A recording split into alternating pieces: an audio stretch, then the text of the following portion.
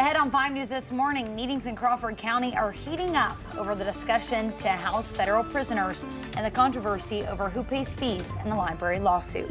And if you enjoyed yesterday, I've got good news for you. Today's going to be even warmer, back up into the 80s. That's coming up. One gun should have been took before my son got killed. And an Arkansas community is mourning the lives lost in a deadly shooting. Now they're questioning what more could have been done. Now we're taking a live look outside. Look at that beautiful shot there in Fayetteville. Your 5 News this morning starts now. Covering news where you live. This is 5 News this morning.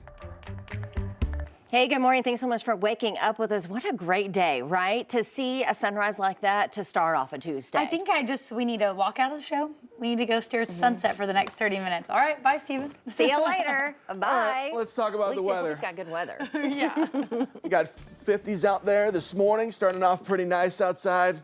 I'll go to the green wall, I guess. 40s and 50s to start off your Tuesday morning. Overall, pretty nice outside this afternoon as well. We're starting off with a little bit of sunshine, a lot of sunshine out there.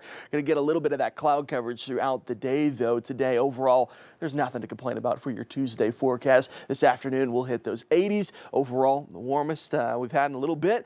Those rain chances, though, pick back up by the time we get closer towards the end of the week. Northwest Arkansas, the rest of the day today, again, starting off into those 50s. By the time we get to the mid-morning hours, anywhere between those mid to upper 70s this afternoon. I think we eventually reach up into those low 80s. A little bit breezy today, but overall not too much to complain about. Across the river valley, or starting off into those 50s. By the time we get to the afternoon, climbing about 30 degrees, anywhere between those low to mid 80s. By the time we get late this afternoon into the early evening hours. So here's a look at what we're tracking over the next couple of days. For tomorrow, really nice day once again, but partly cloudy skies, cloud coverage increasing throughout the day ahead of some rain chances to come in by the time we get to the afternoon for our Wednesday, mainly across the river valley, where that's going to kick off an active pattern where those rain chances really take over for your Thursday, Friday into the start of the weekend. Let's get a check of traffic before we head out here. Here's a live look out across I-49 there over Don Tyson. Good morning to you there. No accidents across Northwest Arkansas or in the river valley this morning. If you're hitting the road, should be just fine. All right, thanks so much, Stephen. Well, this morning, the world continues to mourn Pope Francis, who died Monday at the age of 88. The first Latin American Pope is being remembered for his work as a champion of marginalized people. Here's a live look this morning at Vatican City, where faithful Catholics packed St. Peter's Square to mourn over the last 24 hours. The Vatican confirmed that the pontiff died from a stroke that put him into a coma and led to heart damage.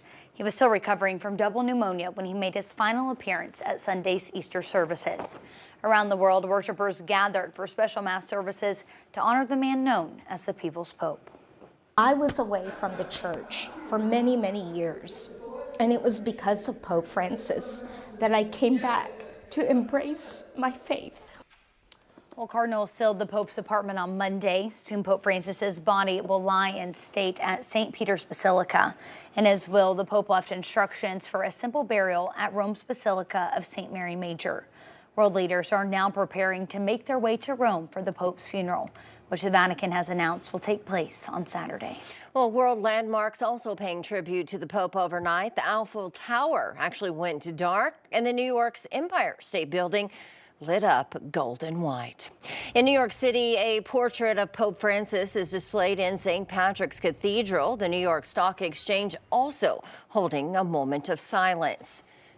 And Arkansas Governor Sarah Huckabee Sanders sharing a social media post put out by the White House, while adding that her prayers are with Catholics in Arkansas and across the world. Well, this morning, the fallout continues after sources confirmed Defense Secretary Pete Hegseth shared sensitive details about U.S. military activity in a second private chat group. Hegseth sent details about impending U.S. airstrikes in Yemen using his personal phone. The Signal group chat included his wife, brother, and personal attorney. Hegseth spoke to the media from the White House lawn during the annual White House Easter egg roll on Monday. Group right here, full of hoaxsters that peddle anonymous sources from leakers with access to grind, and then you put it all together as if it's some news story. President Trump also defended Hegseth, and the White House insists that he will keep his position. Well, the Crawford County Sheriff's Office is looking into a program to house federal inmates in their county jail. And the controversy continues with who will foot the bill for legal fees in their library lawsuit. 5 News reporter Lauren Spencer has more.